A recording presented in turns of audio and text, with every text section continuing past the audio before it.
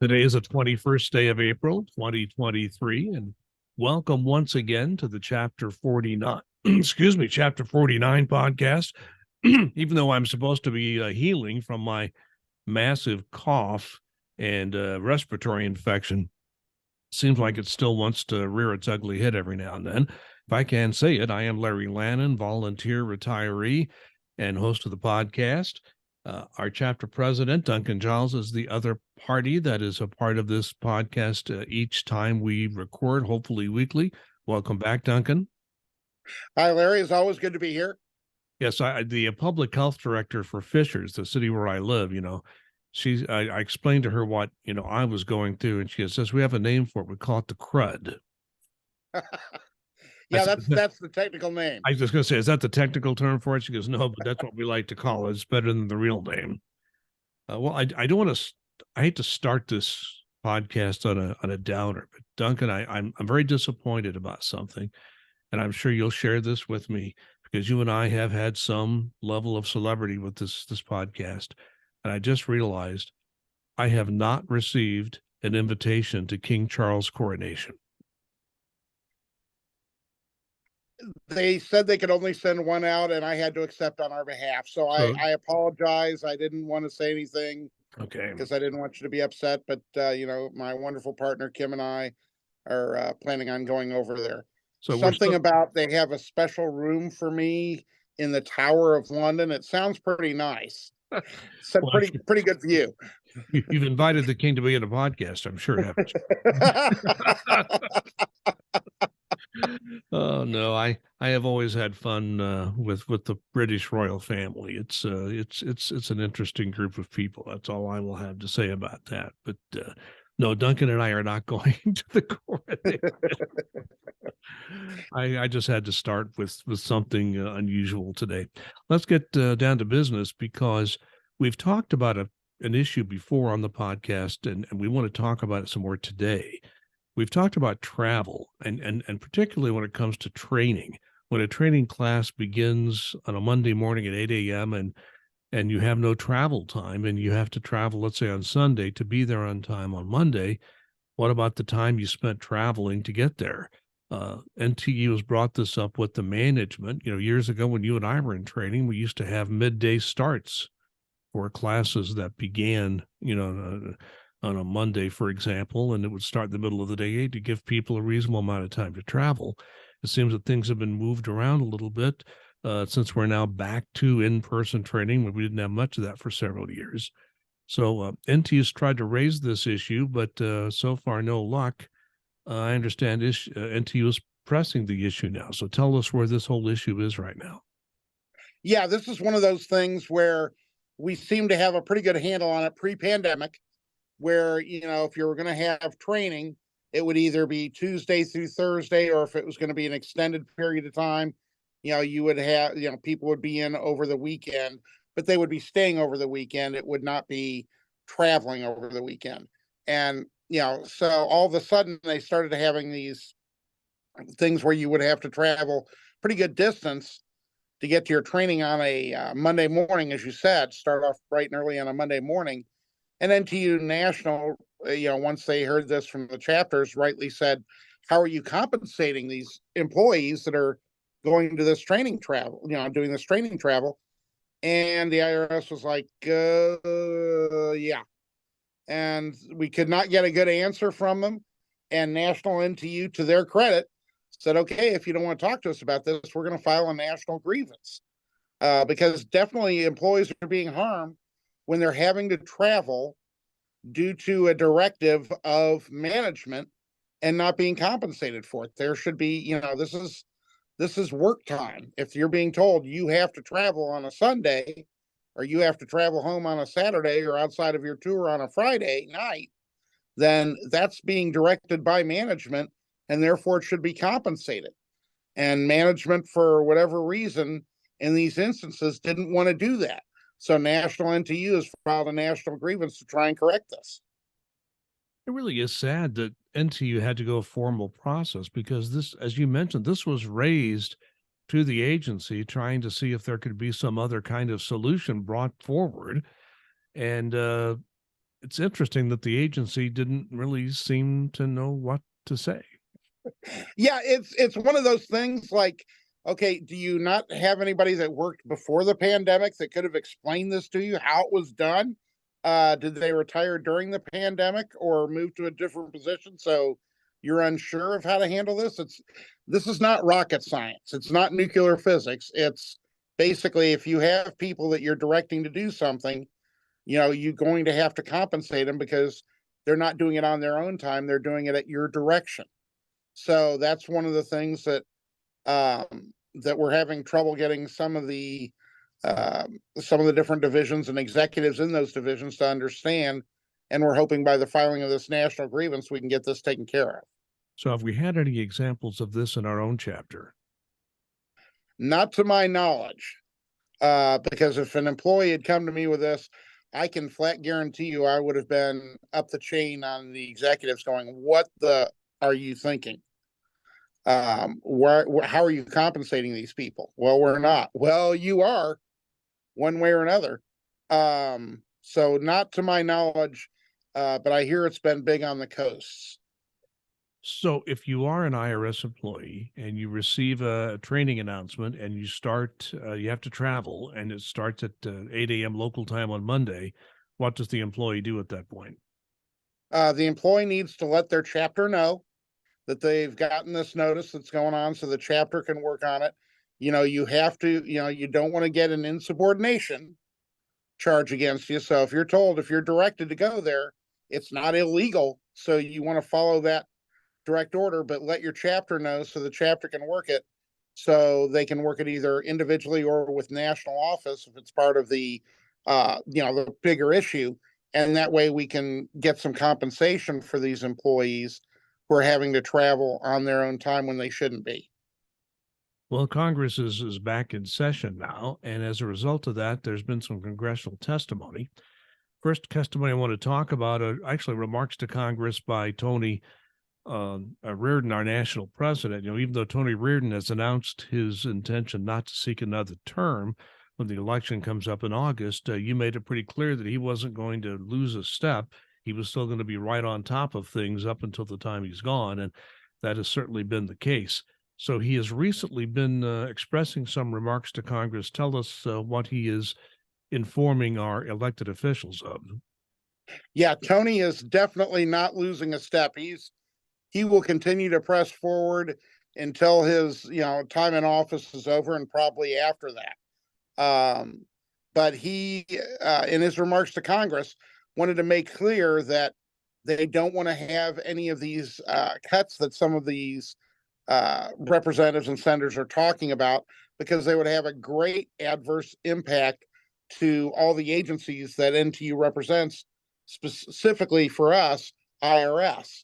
We're coming out of a filing season where we've done fairly well in being responsive, and if we get these cuts, we're going to be going right back to the days of anywhere from 15 to 20 to 25% level of service, taking care of people on the phones, not having enough people in our our walk-in offices to be able to handle the crowds, things of that nature.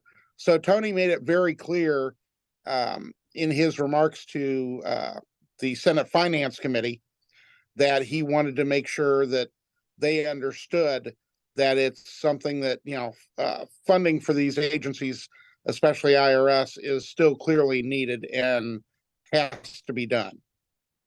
Yeah, it's interesting that if the IRS doesn't have a good filing season, cannot answer the phones and so forth, people go before Congress, and the IRS officials and people tied to IRS are raked over the coals. Well, we've had a pretty good filing season. We've had better funding. And the interesting thing I found when I read the summaries of some of the remarks made by members of the Senate in that committee were like, well, yeah, but you had a good tax season, but don't rest on your laurels. Don't feel too good about that. It's like whatever IRS does, it's never enough. Yeah, and when I see and read things like the victory laps that they're talking about, well, IRS shouldn't be taking victory laps. Dear God, no, we're not taking any victory laps. We just want to make sure that we continue to get the proper funding so we can assist the American taxpayer as we should be. And I would think that each and every representative and senator would be behind that because, their constituents want us to be there to answer their questions, to make sure things are done correctly. And to undercut our funding would be, again, like I said, to go back to the days of poor level of service where, their constituents would not be served. So I am flabbergasted, to use a polite term, when I hear that, we don't want you to do victory laps and we, don't celebrate early and things of that nature. We're not. We just want to make sure that we have the monies to continue coming in to properly fund us so we can keep up this level of service. Trying to figure out how to define a polite flabbergast. Well, it's better than another couple of terms that I was thinking of using. Let's put it that way. Well, I'm certainly glad you kept it in polite company. That's good to hear.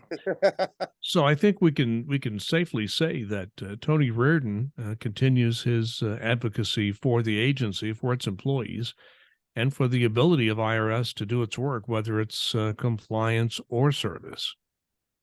Yeah, and Tony Reardon, our national VP, Doreen Greenwald, both always push for proper funding for all the agencies that NTU represents, whether it's IRS, Customs and Border Protection, Health and Human Services, Department of Energy. It doesn't matter which agency it is.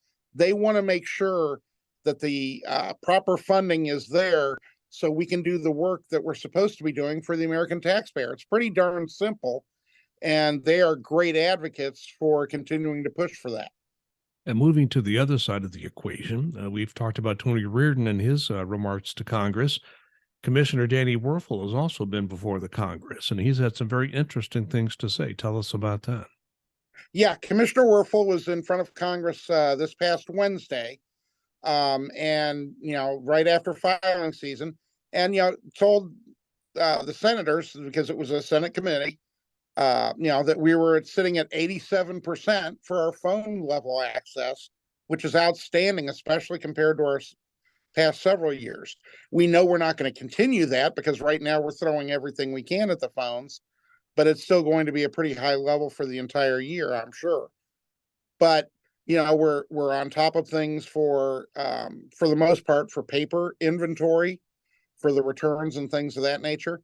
And he wanted to make sure that these senators knew that if they decided to try and cut the funding or cut out some of the money from the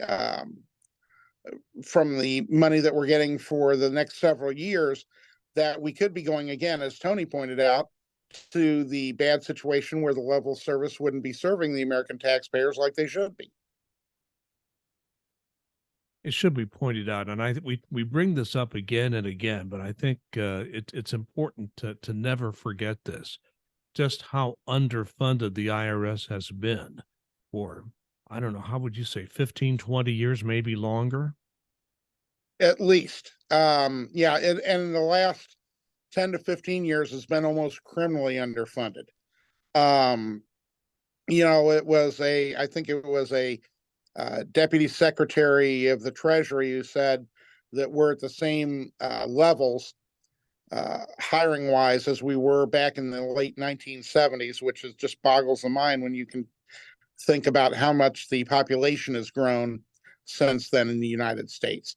So it's one of those things that you just look at and go, we're making inroads, but we have to continue to hire because as Commissioner Werfel pointed out, as Tony Reardon and Vice President Greenwald have pointed out previously to senators and members of the House, we've got an awful lot of employees who are either retirement eligible now or going to be retirement eligible in the next couple of years.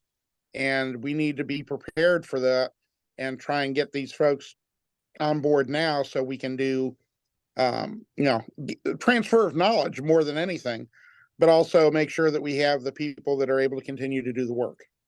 Well, you talked about the population increase. I think there are some other factors since the late 1970s. Number one is the increased complexity of the economy.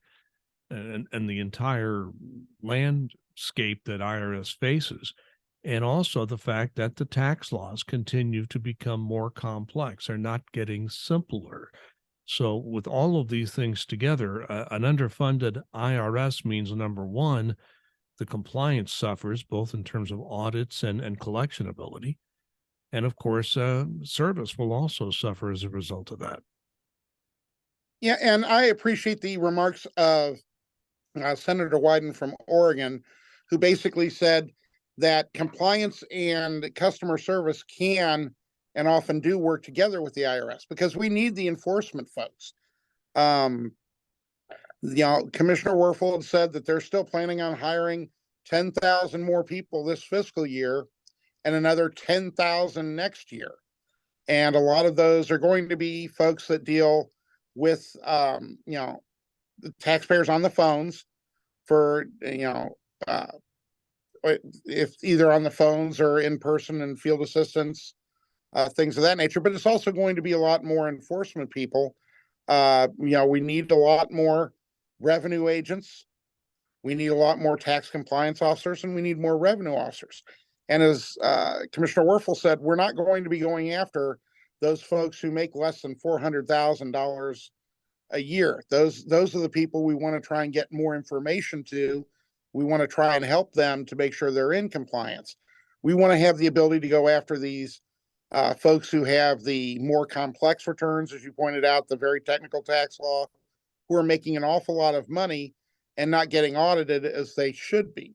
So it works, both together in basically making sure folks know what their obligations are, and if they're not doing things correctly, that we make sure that the American taxpayers get the amount of tax that they should be getting. Duncan, when I came to work at the IRS in the 80s, IRS had a reputation amongst all the federal agencies of having one of the best training programs in the entire federal sector. But what happened after that, based on everything that I've heard, is that, when budgets got tight, IRS had to figure out where they couldn't spend as much money as before.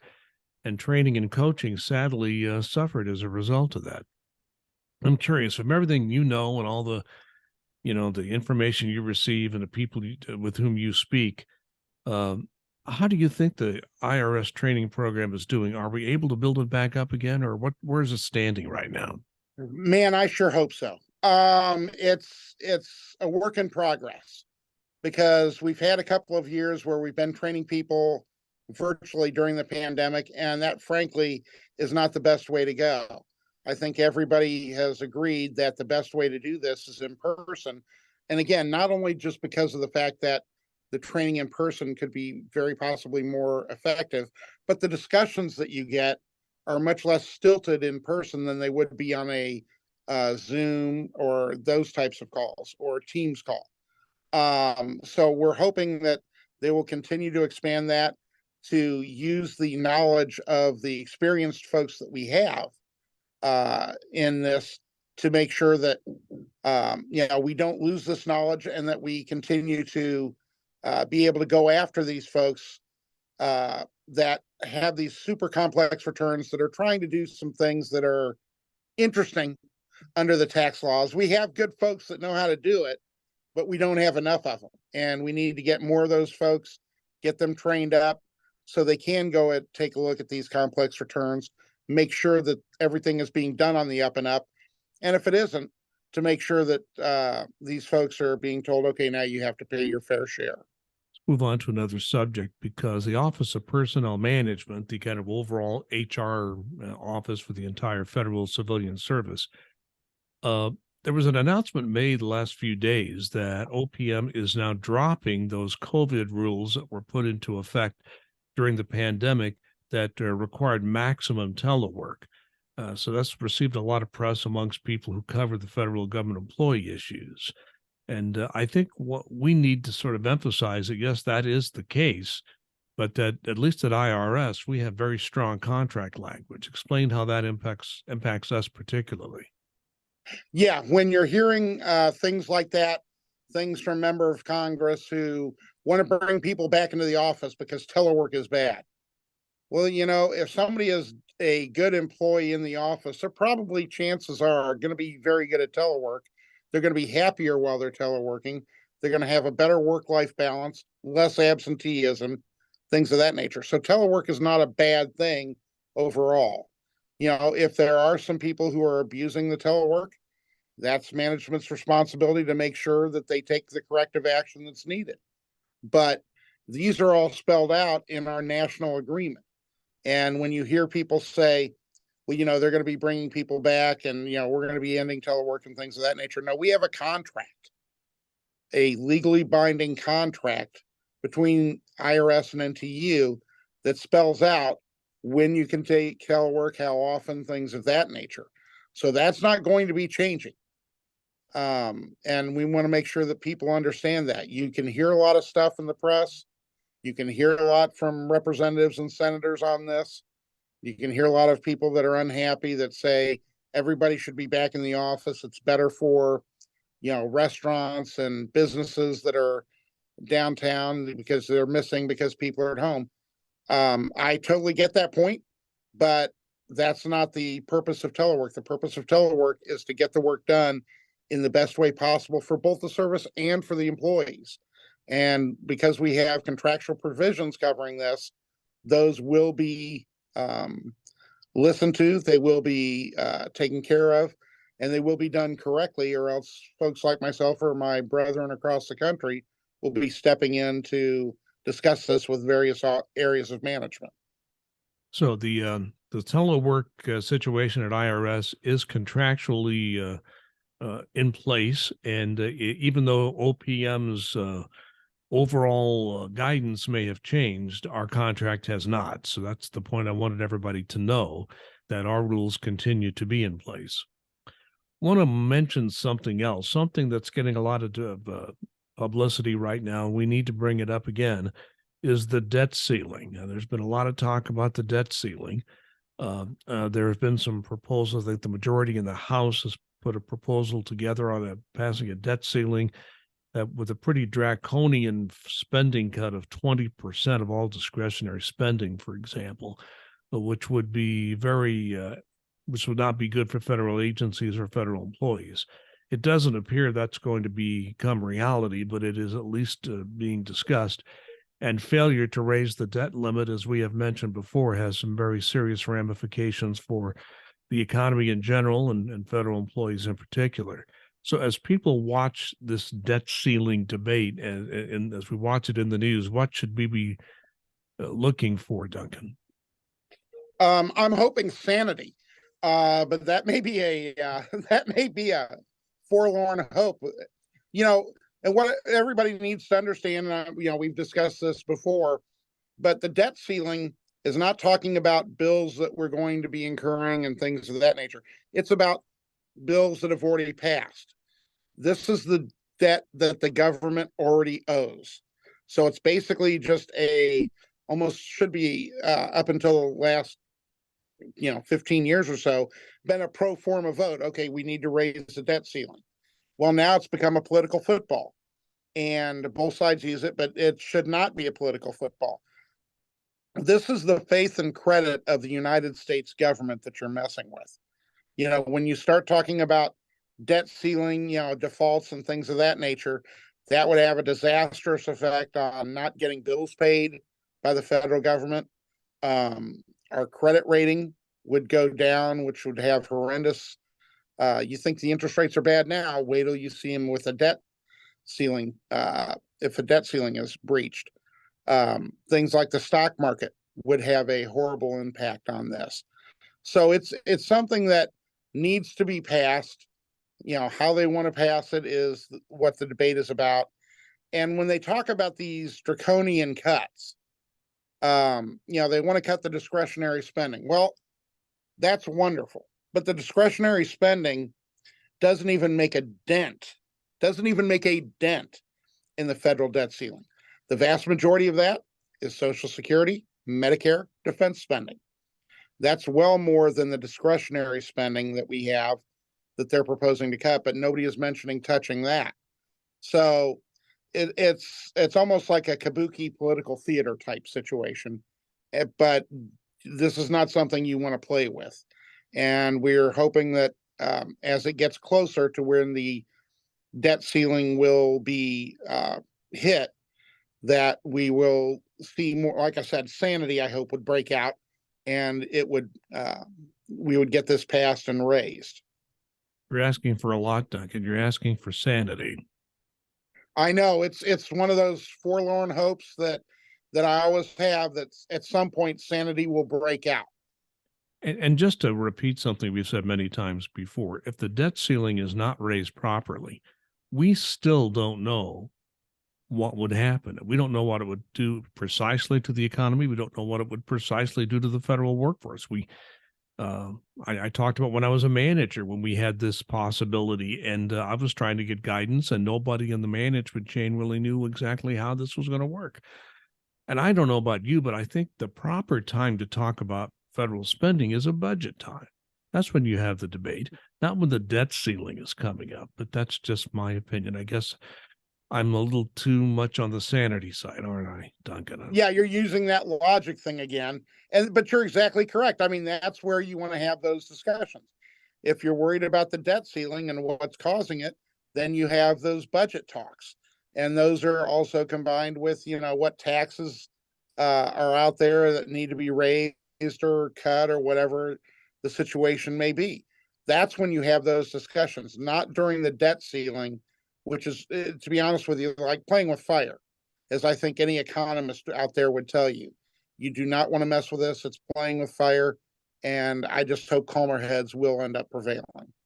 Okay, Duncan, time for your final comment. I just want to give, everybody's been given thanks out there, and I want to add to it for the filing season. Everybody in the IRS, whether you've been directly impacted with, taxpayer service, as we used to call it, be it accounts management or, in the walk-in offices or things of that nature, but also the enforcement folks, IT, support, everybody else has just done a wonderful, wonderful job this filing season.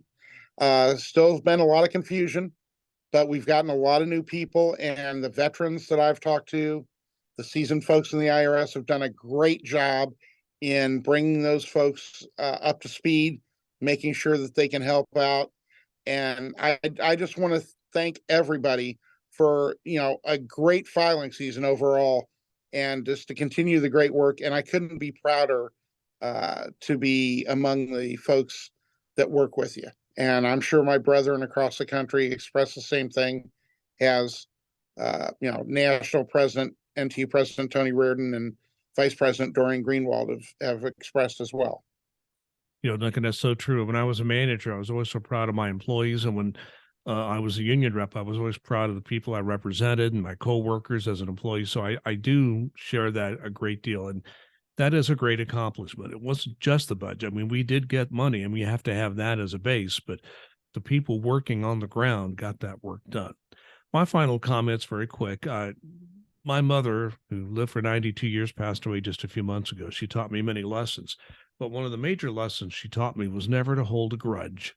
And holding a grudge is just going to make you suffer, not the person over whom you hold that grudge.